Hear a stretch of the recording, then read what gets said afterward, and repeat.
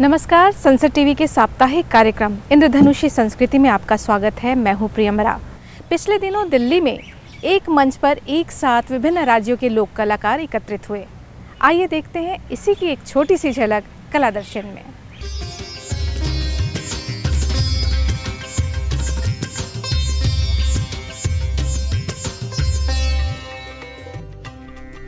बीते दिनों राजधानी दिल्ली में भारत की इंद्रधनुषीय संस्कृति के विभिन्न रंग देखने को मिले। अवसर था क्षेत्रीय संस्कृति महोत्सव के आयोजन का। 29 सितंबर से 2 अक्टूबर तक आयोजित इस महोत्सव में कला के विभिन्न रंग देखने को मिले। देश के विभिन्न लोक नृत्यों के साथ साथ जनजातीय नृत्यों की झलकियां भी देखने को मिली। राजस्थान के जैसलमेर से आए कलाकार बाबू खान और उनके साथियों की गायकी ने माहौल सूफियाना बना दिया। ओ लाज मेरी के लाज मेरी पत रखियो बाला झूले लाल रे ओ लाली मेरी पत रखियो बाला झूले लाल रे सेवरी दा सखी जा बाज कलन हदन सा बाज कलन रे हरी जा मेरा नंबर सामिया साहत नहर काल लाल के लाल कलन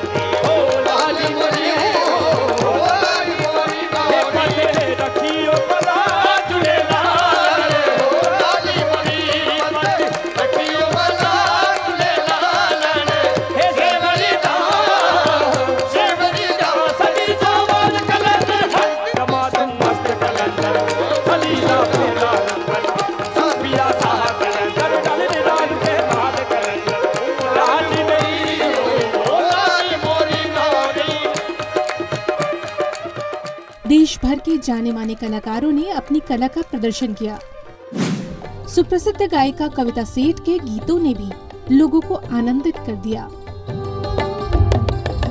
सुनता है गुरु ज्ञानी ज्ञानी ज्ञानी गुरु ज्ञानी ज्ञानी सुनता है गुरु ज्ञानी ज्ञानी ज्ञानी गुरु ज्ञानी ज्ञानी गगन में आवाज हो रही जीनी जीनी जीनी जीनी जीनी जीनी जीनी सुनता है गुरु ज्ञानी ज्ञानी ज्ञानी गुरु ज्ञानी ज्ञानी। लोक झंकार की प्रस्तुति में विभिन्न राज्यों से आए लोक कलाकारों ने समा बांध दिया। ऐसा लग रहा था मानो छोटे से मंच पर संपूर्ण भारत उतर आया हो। लेह लद्दाख का लोक नृत्य आर्यन वैली डांस हो या फिर राजस्थान का आंगी गैर नृत्य या फिर उत्तर प्रदेश का राई सैरा नृत्य, दर्शकों ने इस 4 दिवसीय महोत्सव का खूब आनंद लिया। पंजाब के भांगड़ा की मस्ती हो या फिर असम के बोहाग बिहू की प्रस्तुति,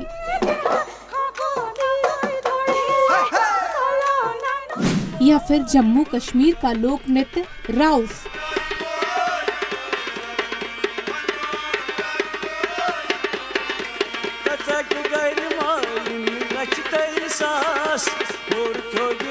हर नृत्य की अपनी खासियत, अपने रंग। दर्शक इन रंगों में आकंठ डूबे हुए थे। मध्य प्रदेश के पारंपरिक वाद्य यंत्र गुडुम बाजा की भी जोरदार प्रस्तुति की गई। गुडुम बाजा धूलिया समुदाय में काफी प्रचलित है। इसे हर उत्सवों, सामाजिक अवसरों पर बजाते हैं।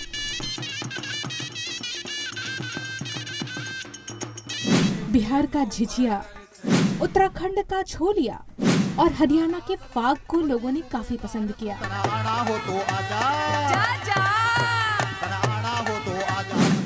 देश के अलग अलग राज्यों के पारंपरिक वाद्य यंत्रों, ड्रम्स ऑफ भारत की बेहतरीन प्रस्तुति ने विविधता में एकता की मिसाल कायम की।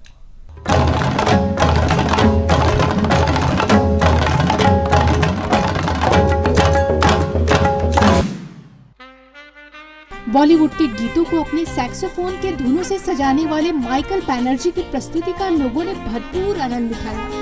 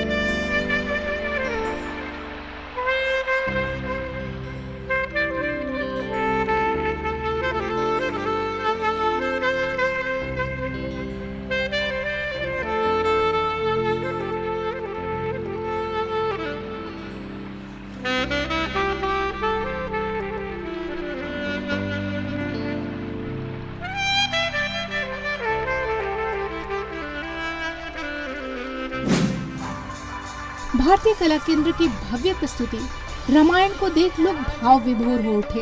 की जाए वन में तापस बन कर आए, बहन तुम्हारी मुझको जार, किया तुम्हारा भी अपमान, किया तुम्हारा भी अपमान, किया तुम्हारा भी अपमान।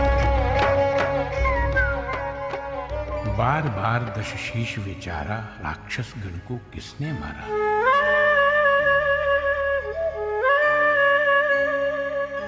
कोई नहीं मौसम बलवंता, मार सके केवल भगवंता।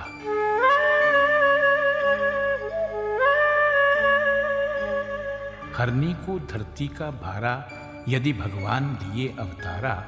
वहां जाए मैं बैर बढ़ाऊं, मारे राम मोक्ष मैं पाऊं।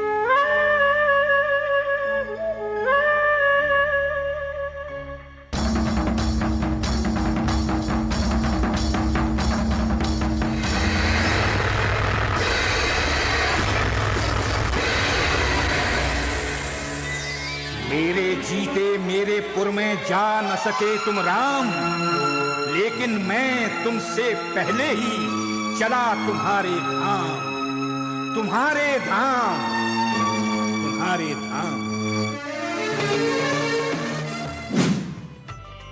महोत्सव के अंतिम दिन यानी 2 अक्टूबर को दिल्ली के एलजी वीके सक्सेना एवं गृह मंत्री अमित शाह की उपस्थिति ने कलाकारों का उत्साहवर्धन किया।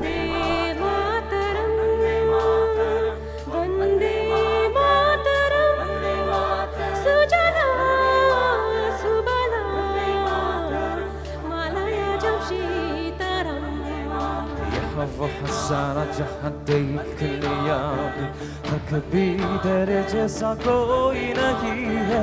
हंसी नहीं 100 दिन दुनिया घुमाए, कहीं भी तेरे जैसा कोई नहीं है। मैं गया जहां भी बस तेरी याद थी, जो मेरी साथ थी, मुझको दरबाते रुलाते। सबसे प्यारी तेरी सूरत, प्यार है बस तेरा प्यार ही।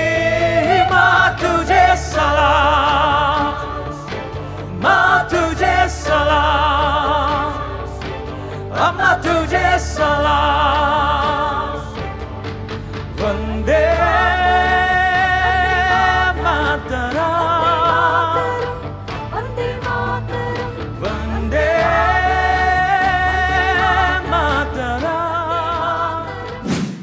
पूर्वोत्तर के कलाकारों ने बॉलीवुड गीतों को एक अलग कलेवर में पेश किया।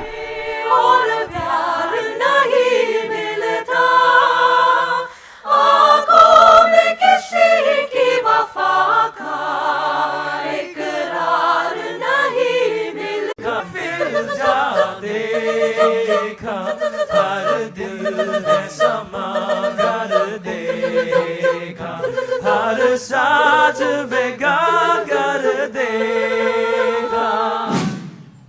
दिल्ली के दिल कनॉट प्लेस के सेंट्रल पार्क में आयोजित इस महोत्सव के आखिरी दिन नृत्य नाटिका के जरिए श्री कृष्ण के अलग अलग रूपों को दर्शाया गया जो अद्वितीय था।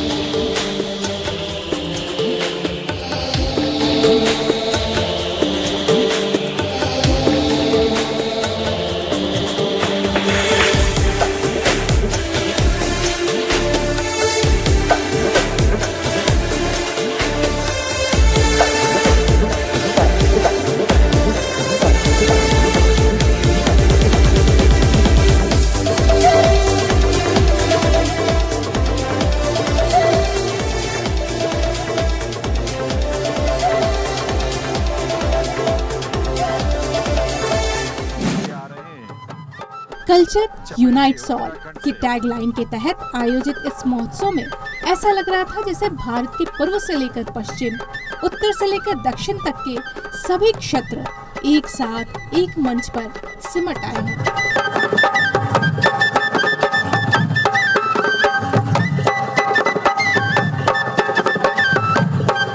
और हरियाणा के आग के कलाकार भी आपके सामने हैं। फागुन का रंग प्रेम का रंग होता है, उत्साह और उमंग का रंग होता है।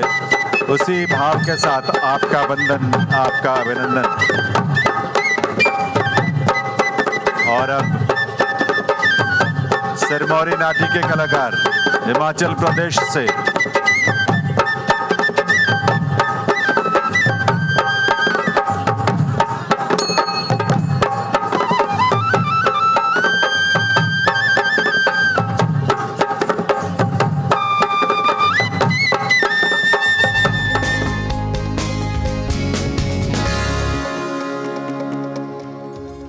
आइए अब आपको लिए चलते हैं एक ऐसे राज्य में जो मेघों का घर है, यानी मेघालय। पिछले दिनों शिलांग में एक पुस्तक मेले का आयोजन किया गया। आइए देखते हैं उसी पर आधारित हमारी ये छोटी सी रिपोर्ट।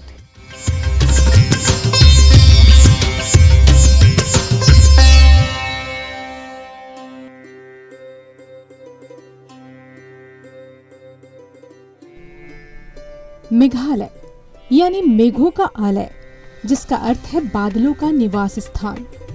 मेघालय वनस्पति और जीवों की समृद्ध प्रजातियों से संपन्न है। विश्व में ऑर्किड की लगभग 17,000 किस्मों में से लगभग 3,000 किस्में मेघालय में पाई जाती हैं। देश के खूबसूरत राज्यों में से एक है मेघालय और इसकी राजधानी है शिलांग। चीड़ और देवदार के ऊंचे ऊंचे वृक्षों से घिरा शिलांग एक अच्छा पर्यटन स्थल है। बीते दिनों शिलांग पुस्तक प्रेमियों से गुलजार रहा। अवसर था पुस्तक मेले के आयोजन का। 27 सितंबर से 3 अक्टूबर तक पुस्तक मेला शिलांग के स्टेट सेंट्रल लाइब्रेरी में आयोजित किया गया था। इस मेले में हर उम्र के लोगों के लिए पुस्तकें उपलब्ध थी। लोगों ने पुस्तकों के साथ साथ सांस्कृतिक कार्यक्रमों का भी आनंद उठाया। साहित्यिक गोष्ठियां, परिसंवाद, साहित्यिक कार्यक्रम, लेखक से संवाद एवं रचना पाठ जैसे कार्यक्रम आयोजित किए गए थे। राष्ट्रीय पुस्तक न्यास द्वारा इस पुस्तक मेले का आयोजन किया गया था। मेघालय सरकार की कला एवं संस्कृति एवं शिक्षा विभाग ने इस आयोजन में सहयोग दिया था। मेले का उद्घाटन मेघालय के संस्कृति मंत्री पॉल लिंगदो ने राज्य के शिक्षा मंत्री आर्य संगमा की उपस्थिति में किया। पूरे 7 साल बाद शिलांग में पुस्तक मेले का आयोजन किया गया था। लंबे समय बाद इस आयोजन के लिए संस्कृति मंत्री ने एनबीटी को धन्यवाद दिया।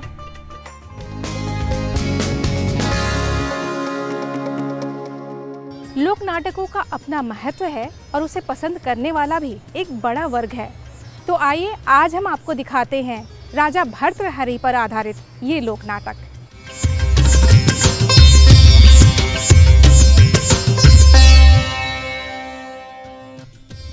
पश्चिमी क्षेत्र सांस्कृतिक केंद्र उदयपुर में 1 अक्टूबर को धार्मिक एवं ऐतिहासिक लोक नाटक महाराजा भर्तृहरि का आयोजन किया गया।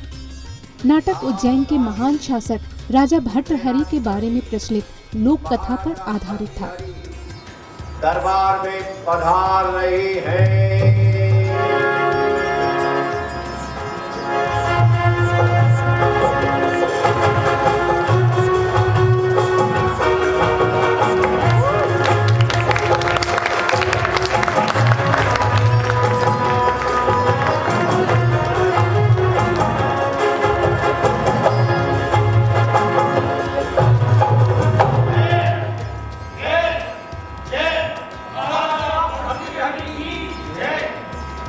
भर्तृहरि विद्वान, कवि हृदय वाले, दार्शनिक एवं धर्मात्मा राजा थे।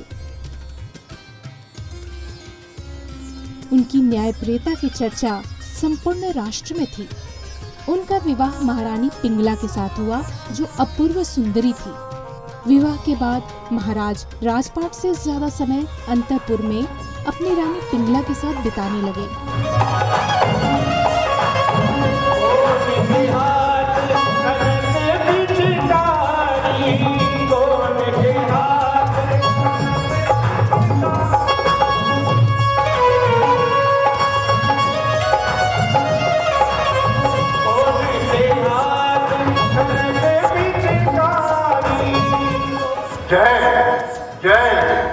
उज्जैनाधिपति महाराजा भर्तृहरि की जय। महाराजा का न्यायालय में आने का समय हो गया है। आज मैं देख रही थी कि आपका न्यायालय भी जाने का समय निकल गया। होने दो, हमारा न्यायालय तो तुम हो प्रिय। अच्छा, अगर हम आपका न्यायालय है तो आपने महाराज हमारे न्यायालय में अपराध किया है। क्या अपराध किया है? हमारी हिंदू पीड़ा में कितने ज्यादा है तो न्यायाधीश जी, अपराधी भर्तृहरि अपने अपराध का दंड पाने के लिए तैयार है। इसकी सूचना नाथ संप्रदाय के सिद्ध पुरुष मत्स्येंद्र नाथ को मिली। उन्हें राज्य की चिंता हुई। उन्होंने अपने शिष्य गोरक्षनाथ को आदेश दिया कि वह क्रूर सिंह के छद्म वेश में उज्जैन जाए और राजा भर्तृहरि को रानी पिंगला के मोहपाश से मुक्ति दिलाए। अस्तु, तुम उज्जैन जाओ और उसे मोह से मुक्त कराकर अपने धोनी पर वापस लेकर आओ। जैसी गुरुदेव की आज्ञा। तुम ही मेरे एक ऐसे शिष्य हो जिन्होंने मुझे भी एक बार कामरूप बंगाला में मोह से मुक्त कराया था। जैसी गुरुदेव की आज्ञा। गोरक्षनाथ ने गुरु के आदेश का पालन किया और छद्म रूप में रानी पिंगला को अपनी ओर आकृष्ट किया। इसकी खबर राजा भर्तृहरि के छोटे भाई विक्रम को मिली।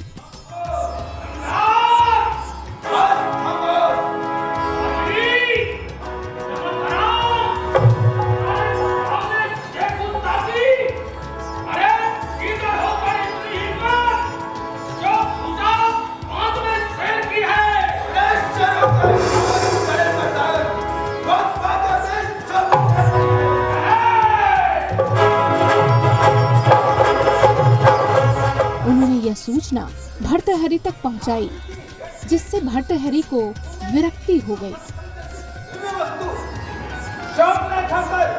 अपने प्रेमिक क्रूर को दे दी। क्रूर को? हाँ, मुझे। तो झूठा है। तू झूठी है। तुमने मुझे अपने प्रेम पास में फंसाया और स्वामी के साथ विश्वासघात कराया। उन्होंने उसके बाद तपो साधना में अपना जीवन गुजार दिया। क्रूर सिंह के रूप में तुम्हारे यहाँ आया था। गुरुदेव को मुझसे से पापी को उबारने के लिए क्रूर सिंह के रूप में आना पड़ा। उबारो गुरुदेव, उबारो। और महारानी पिंगला, पश्चाताप का त्याग करो।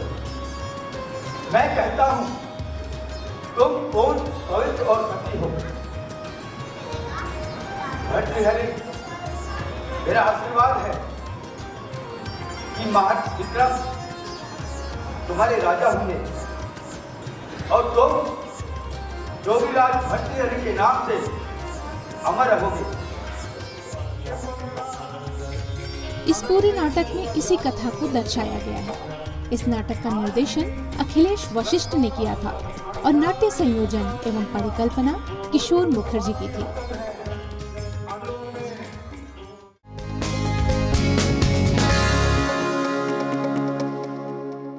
सनसेट टीवी के साप्ताहिक कार्यक्रम में आज सिर्फ इतना ही।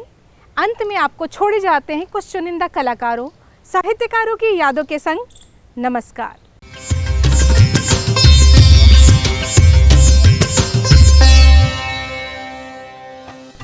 राजा रवि वर्मा भारत के सुविख्यात चित्रकार थे। आधुनिक भारतीय चित्रकला को जन्म देने का श्रेय उन्हें ही जाता है। उन्होंने अपने चित्रों में अनेक प्रयोग किए।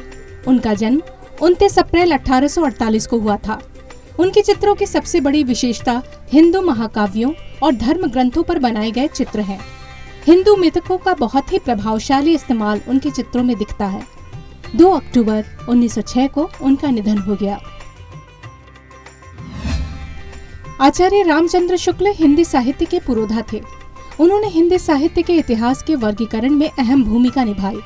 उनका जन्म 4 अक्टूबर 1882 को उत्तर प्रदेश के बस्ती में हुआ।